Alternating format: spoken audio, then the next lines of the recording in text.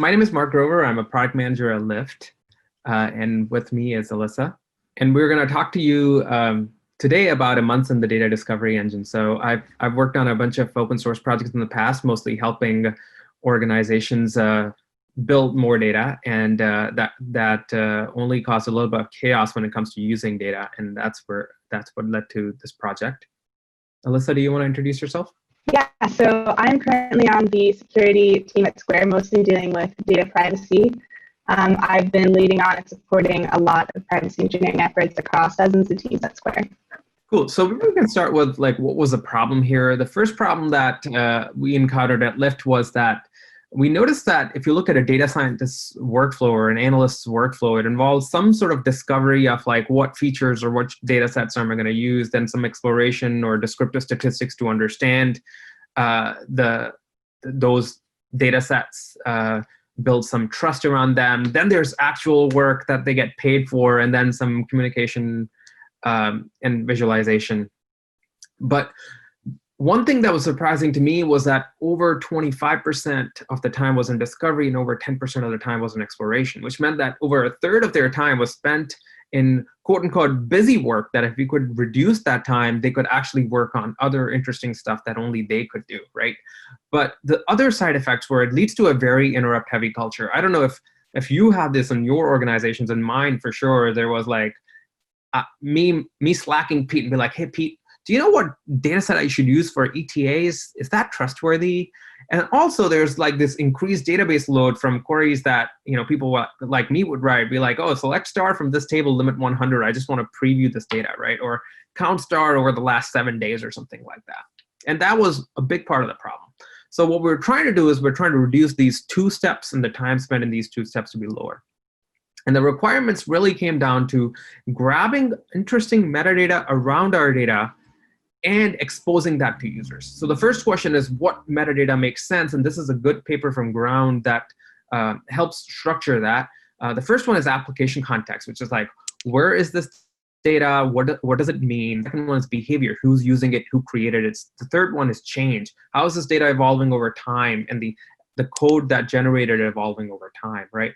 And you see that arrow on the right, it shows where we are today. I feel that we do a fairly good job of application context, but an okay job maybe starting to get in the data behavior context, and absolutely nothing in the change context, right? And about what data we want to do it over all our interesting data assets. And the first one is obviously data stores, so your databases or S3. People are an important part, right? If I know Alyssa used this data set and Alyssa is a great analyst, then I would trust to use the same data set too. And this goes on, and that line at the bottom shows how far along we are. So at least in the context of Amundsen, we've done a pretty good job of data set, and people were in the category of dashboards and reports. And so what I'm going to show you today is the example of the first application we built on top of this metadata, data discovery and trust application.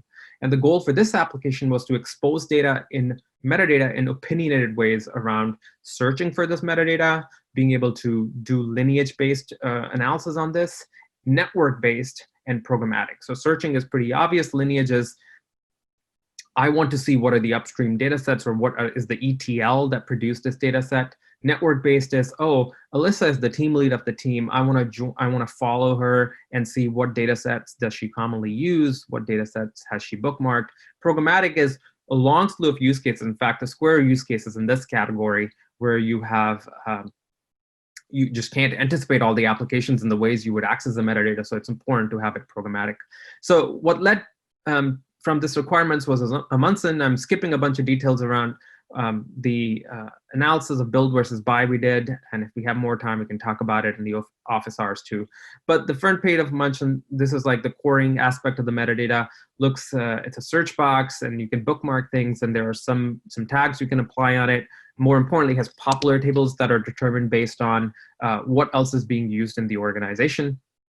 You can search for something. There's a way for you to see the search results in context, but when you click, and by the way, I should say these search results are based on 2 things. They're matched against the certain attributes of the data set. So the name, the column names, the table name, the descriptions of the tables and the columns, the tags you may have applied, but they are ranked based on query activity. So the data sets that are heavily queried, kind of like PageRank, show up higher in the results than data sets that are less queried.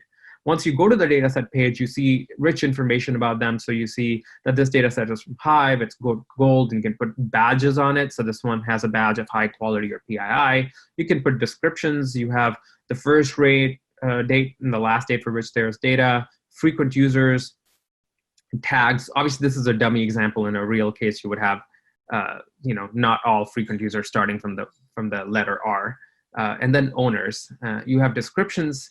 And one thing I want to point out is that most of this metadata is automatic, right? So I don't ask somebody to put in when was the first date for which this data exists. We decipher that through the metadata and the data structures. You can click on a column and you see stats of that column. So here you can see min, max, and so on and so forth. And I want to go back one slide and show you that on the right side, you have Airflow and GitHub. So this shows you Airflow DAG that populated this data set, that's linked to it, and the code that populated this data set as well. So that's where we get into lineage. When people talk about lineage, it means a few different things, but often they talk about data set to data set lineage, and often they talk about app to data set lineage. So in this case, these are two examples of app to data set lineage, where Airflow is the app, and then GitHub is the source that was used in the app. You can see a preview of the data if you have access, and that's by clicking the preview button. You can also search for dashboards, so I wanted to share a little more about that. So in this case, you see the dashboard page here. When was the dashboard created? When was the last updated?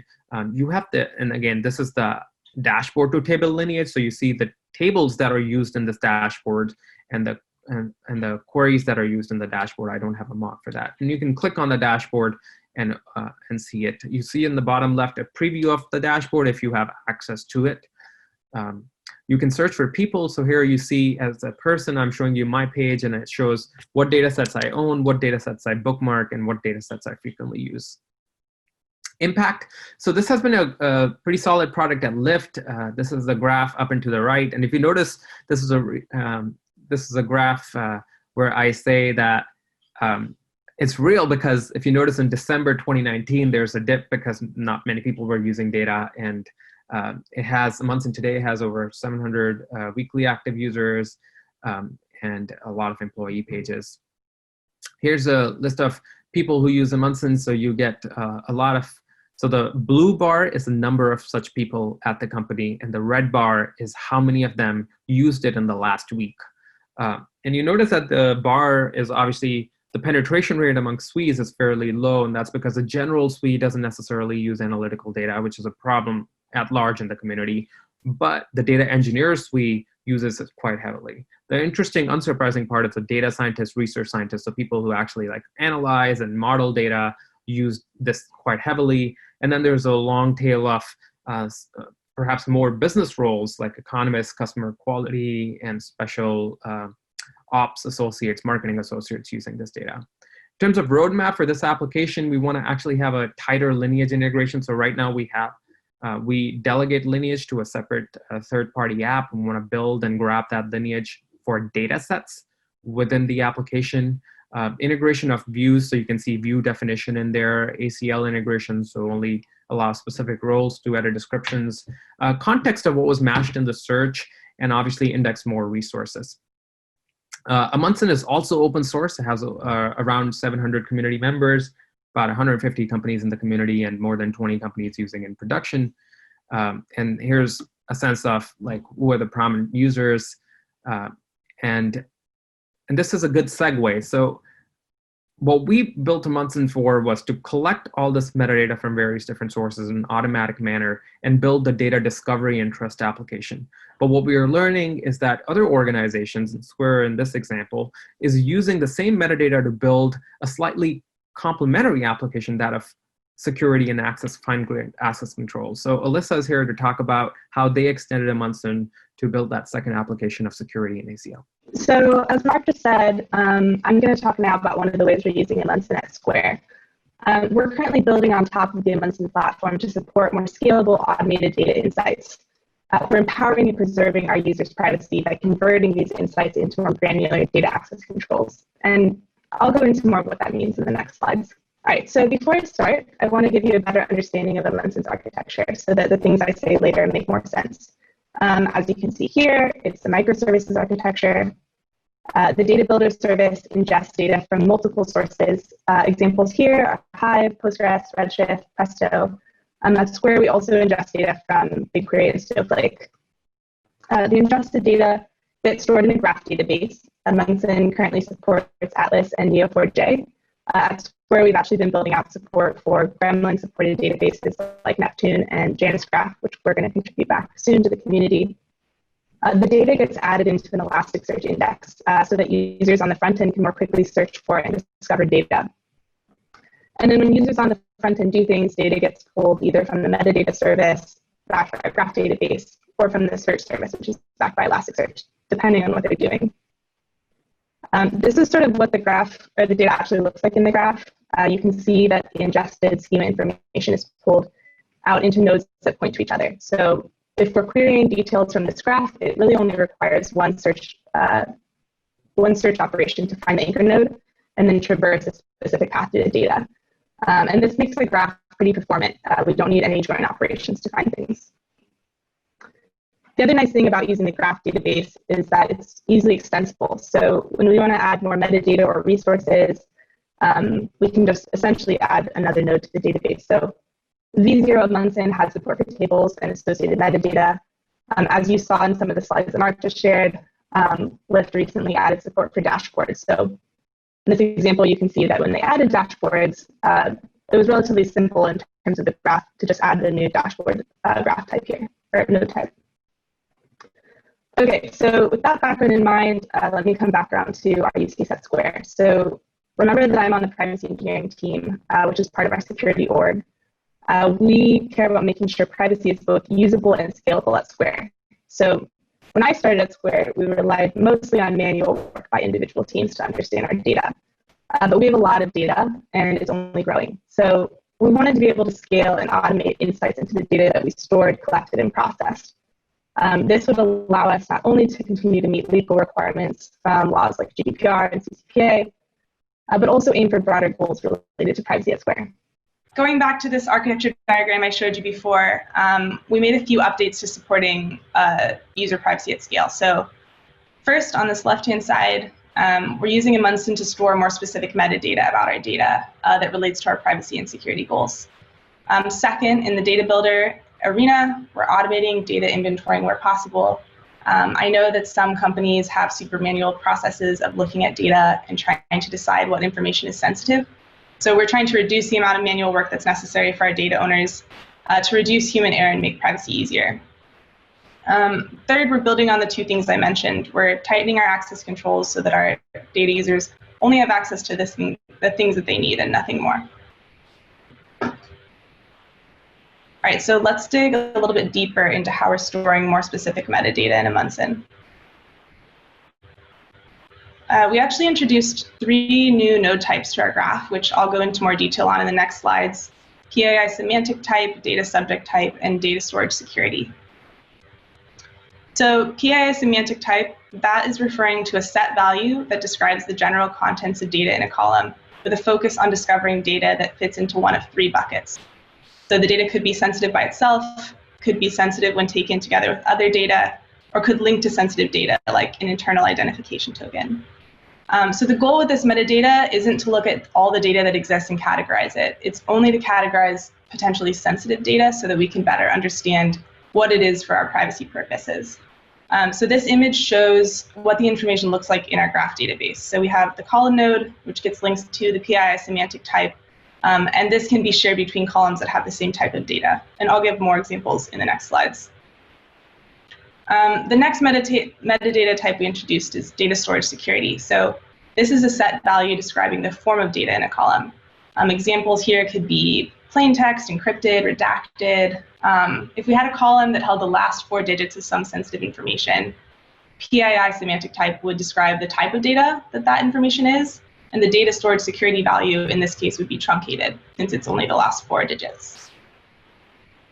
The last metadata type we introduced is data subject type. So this is a set value that describes users whose information exists in a column. If we take the example from the last slide, some truncated sensitive data, we'd also want to understand what type of user the data refers to. So we might have a product called test product, and the data subject type in this case would be test product user. And just to clarify, we expect that some of the columns would have multiple PII semantic types, like let's say it's a JSON blob, and multiple data subject types in some cases. So the column in this example may actually hold data for 2 different products, which would be stored as 2 separate relationships between the column node and 2 separate data subject types. In this example, we have 2 columns that hold data that's the same PII semantic type for the same type of user, but in one case, the data is stored plain text, and in one case, it's stored encrypted. With this setup, with our graph database, we can write a simple query to uncover the data that we deem to be less protected based on our risk model and make quick changes as necessary. We also updated the UI to show the new metadata. In this example, you can see that the birthday column is actually tagged for being a birth date, and that it refers to the specific date of birth of someone who is the some person data type. All right, so let's talk about the work we're doing to automate data inventory. This work takes place in the Data Builder service inside of Amundsen. Why would we want to automate data inventorying? Well, we have a lot of data. So at Square, we have hundreds of thousands of table nodes and an order of magnitude more column nodes. And we still face the tall challenge of keeping our metadata about our data up to date and ensuring that information given to us by data owners is correct over time. Also, data sources get created all the time. So reducing the burden on our data owners to properly annotate their tables when they're created, it can lead to less work for them and better metadata for us. Also, mistakes happen. So if a data owner tells us that something's not sensitive, but the name of the column is user phone number, we might want to take another look at that. And so we can check the first few rows of randomly named columns, we can check the first few rows of data and see if there's sensitive data that somebody has missed. And just to give a really rough example, so let's say we have a column and it has the data storage security type of encrypted. But I'm a data owner and I know that this recently changed. So I know we're actually storing this information as truncated instead of encrypted. To reduce manual work and with future scale in mind, we actually introduced a concept of being able to flag a column if the metadata is missing or incorrect. So flags are meant to highlight data storage locations that we've judged as likely to hold sensitive data, but that are possibly missing correct metadata. So what's a flag? A flag is also a new node in our graph database. It contains information about the metadata type it relates to, which it could be PII semantic type, data storage security, data subject type. We also have some flags that are general flags. It also contains the possible values. So if this is a data storage security flag, the value might be, it's encrypted. Hey, we think this value is encrypted. And then it includes a human readable description so we can display that in our UI. And then this is one of the benefits of using a graph database here. We can store things like the reason something was flagged, or the result of the flag. Was the flag actually accurate? And the person who reviewed this flag on that relationship between the 2 nodes. So when we're ingesting schema information from our data sources, we actually run this information through a first level of checks, looking for low-hanging fruit, like looking for things that we can flag. So we ask questions like, is the column name an exact or partial keyword match for a value we expect? We actually have a whole list of keywords that we associate with various PII semantic types. So in this system, if we have a column called first name, that would be an exact match for a person name keyword. And then a column named account first name or name would return a partial keyword match. So that would be like the reason something is flagged. We also asked, does the column type match what we expect? So a column named email status, that would trigger a partial keyword match for email address, the PII semantic type. But since the type of this value is a Boolean, and we only expect a string for an email address, we wouldn't flag it. Because we would assume that a Boolean value wouldn't really be sensitive if it was referring to an email address. We ask, is the column name literal PII? So there are some cases where, in a rare edge case, we're ingesting information from a spreadsheet directly into a database, and it's technically possible, though it's an edge case, that the column names might be like the first row of the spreadsheet. So we also have like a set of regexes that we use to catch like basic examples.